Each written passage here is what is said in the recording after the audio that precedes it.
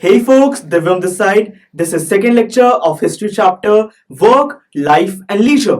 इस लेक्चर में हमारा टॉपिक होगा the characteristics of the city, जिसमें हम बात करेंगे कि लंदन सिटी कैसे राइज हुआ, वहां पर हाउसिंग कैसे की जाती थी, लंदन सिटी को क्लीन कैसे किया गया और ट्रांसपोर्टेशन कैसे डेवलप हुआ। तो फिर आइए लेट्स स्टार्ट द टॉपिक।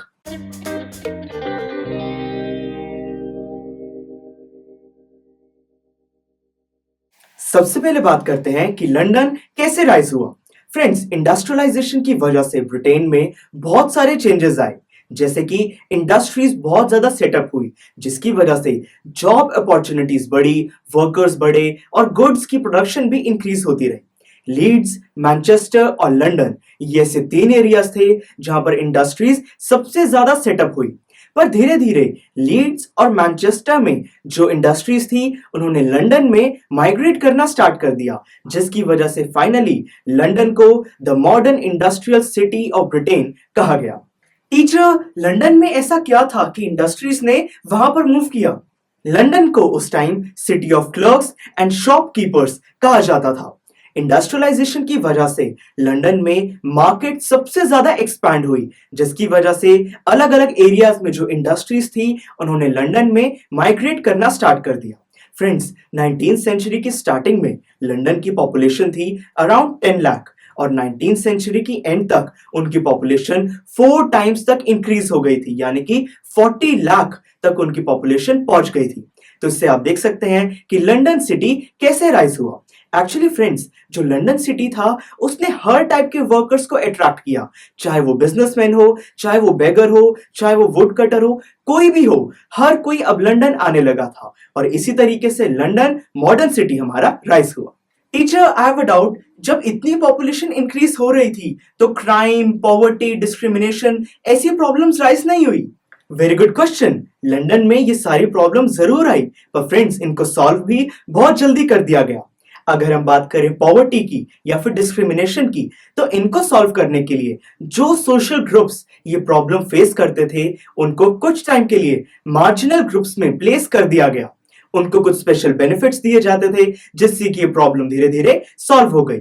अगर हम बात करें क्राइम के बारे में, तो फ्रेंड्स जो क्रिमिनल्स थे उनसे पुलिस बहुत हाई पेनल्टीज चार्ज करती थी, जिसकी वजह से अब कोई भी क्राइम करने से पहले बहुत ज्यादा डरता था, जिसकी वजह से क्राइम रेट रिड्यूस हो गया। अगर हम बात करें चाइल्ड लेबर की, तो इसको रिमूव करने के लिए वहां पर जो गवर्नमेंट है उन्होंने एक एक्ट पास किया, जिसका नाम था कंपल्सरी एलिमेंट्री एजुकेशन एक्ट।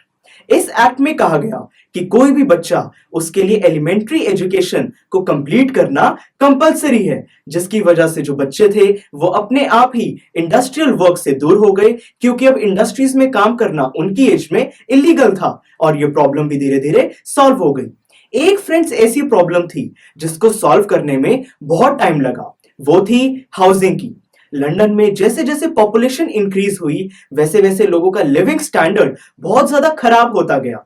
जैसे कि फ्रेंड्स, बहुत सारे लोग ऐसे थे जो अनहाइजीनिक और अनसेफ स्लम्स में रहने लगे थे। 1887 में एक सर्वे भी कंडक्ट किया गया, जिसके अंदर यह कहा गया कि लंदन में अराउंड 10 लाख लोग इस टाइम ऐसे हैं जो 29 इयर्स की उम्र तक, उससे ज्यादा वो जी नहीं पाएंगे। उनकी लाइफ जो थी वो डेंजर में थी। इसके 3 रीजन थे। पहला रीजन था पुअर लिविंग स्टैंडर्ड्स, दूसरा रीजन था डेंजर ऑफ फायर हैजार्ड्स और थर्ड रीजन था हमारा सोशल डिसऑर्डर्स। इन सब रीजन की वजह से हाउसिंग एक बहुत बड़ी प्रॉब्लम बन चुकी थी। सर, तो फिर इन सारी कंडीशंस को कैसे इंप्रूव किया गया?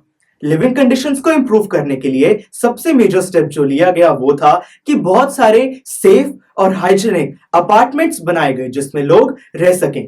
जो लंदन सिटी के जो बॉर्डर्स थे उनको एक्सपैंड कर दिया गया, बॉर्डर्स पर ग्रीन बेल्ट इंट्रोड्यूस की गई। लंदन सिटी के अंदर जहां पर भी ओपन स्पेसेस थे वहां पर ट्रीज बनाए गए और पॉल्यूशन को कंट्रोल करने के लिए हर जगह ग्रीनरी मेंटेन की गई।